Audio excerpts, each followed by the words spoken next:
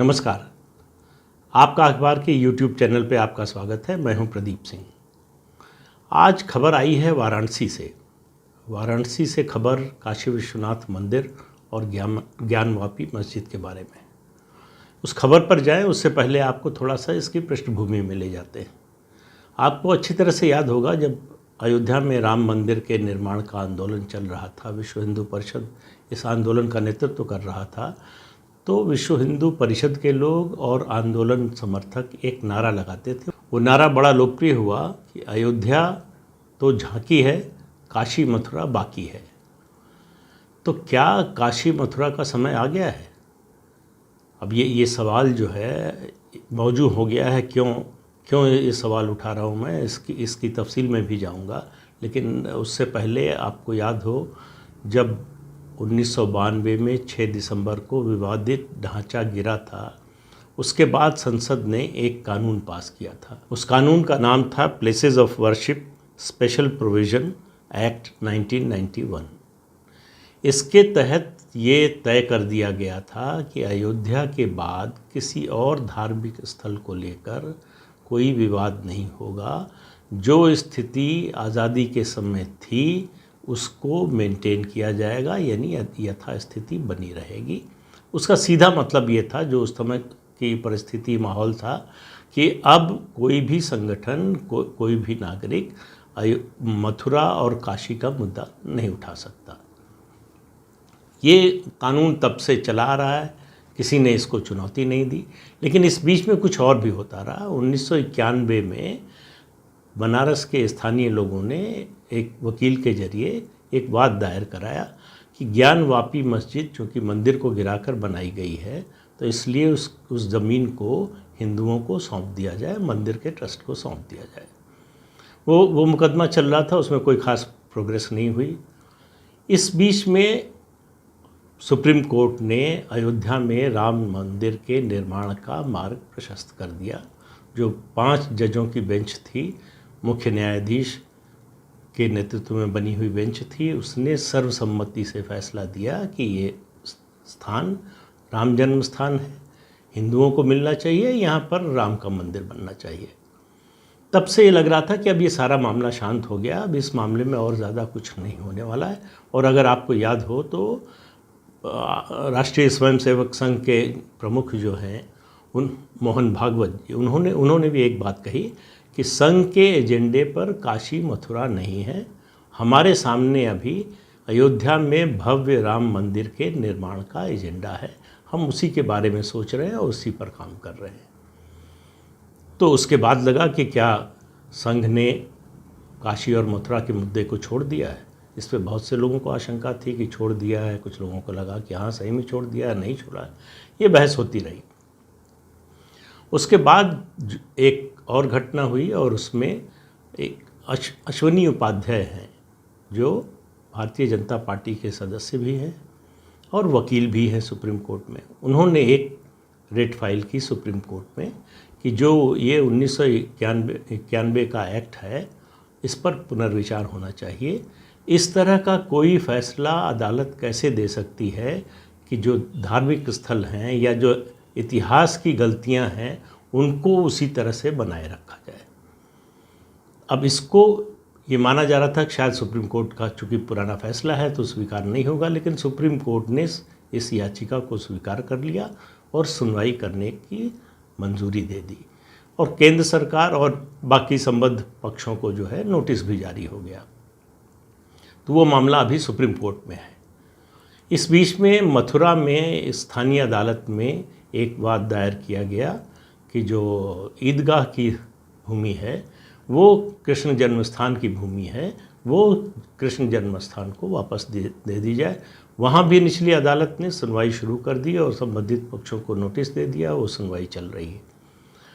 अब उसके बाद जो है एक और घटना हुई और वो घटना हुई कि मार्च में 15 मार्च को संघ प्रमुख ने अपने स्वयंसेवकों से बात करने हुए एक शिविर में बात करते हुए उनसे पूछा गया था काशी मथुरा के बारे में, तो फिर उन्होंने दोहराया था कि काशी मथुरा हमारे एजेंडे में नहीं है अभी इस बात पर ध्यान दीजिए, ये कहा कि हमारे एजेंडे में अभी नहीं है।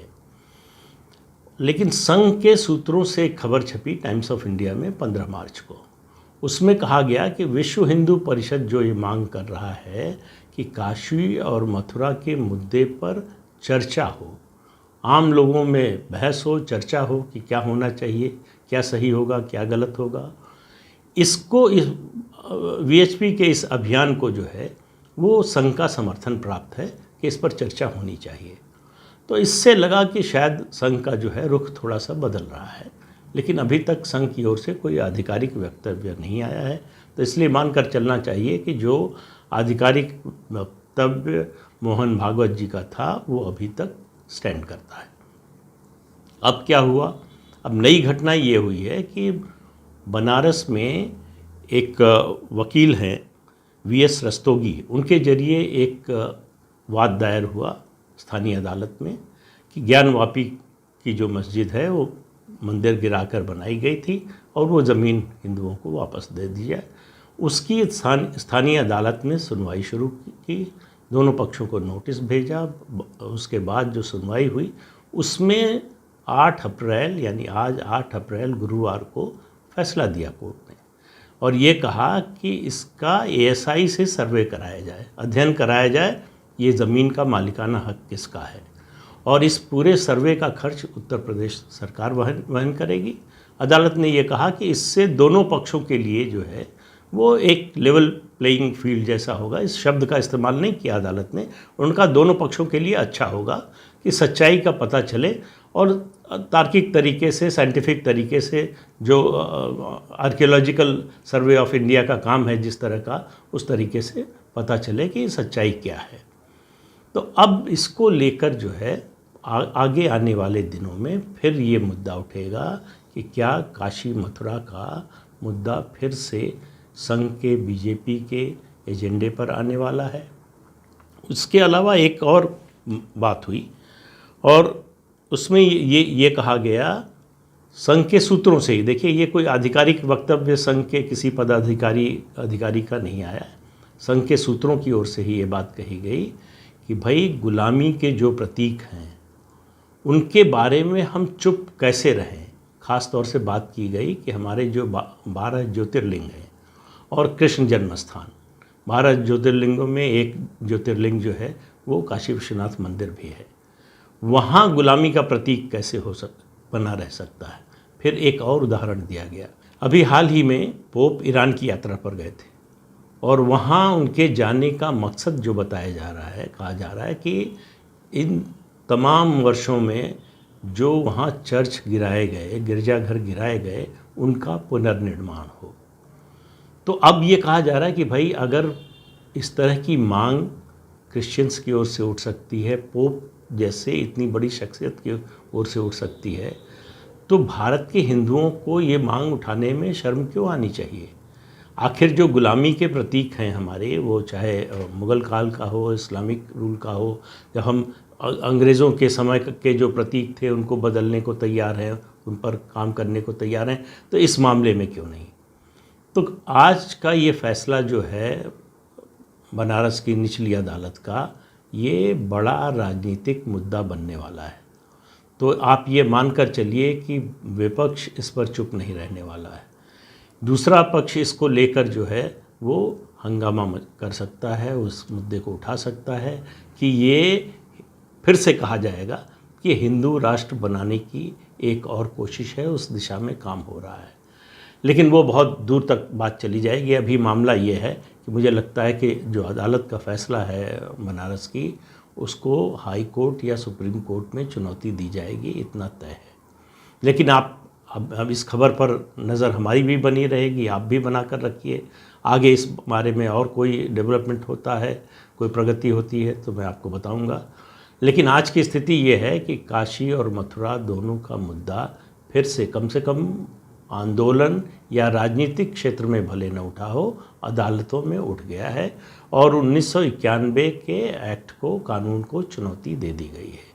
अब वो निर्भर करेगा कि जो 1991 का कानून है उस पर जो नोटिस जारी किया है सुप्रीम कोर्ट ने केंद्र सरकार को, केंद्र सरकार का रवैया क्या होता है। अब केंद्र सरकार के रवैये से आपको ये इशारा मिलेगा कि भारतीय जनता पार्टी और संघ परिवार इस बारे में क्या सोच रखते हैं या क्या आगे की योजना है। तो तब तक इंतज़ार कीजिए, कुछ आगे और होता है तो फिर बताएंगे। आज के लिए इतना ही, लेकिन आपसे एक अनुरोध भी है, इस चैनल को देखते रहिए और इसका आप अगर साथ देंगे, सहयोग करेंगे तो उससे उत्साह बढ़ता है। तो मेरा फिर से अनुरोध है कि चैनल देखते रहिए। आज इतना ही, अगले अंक में फिर लेकर आएंगे किसी नए मुद्दे को। तब तक के लिए नमस्कार।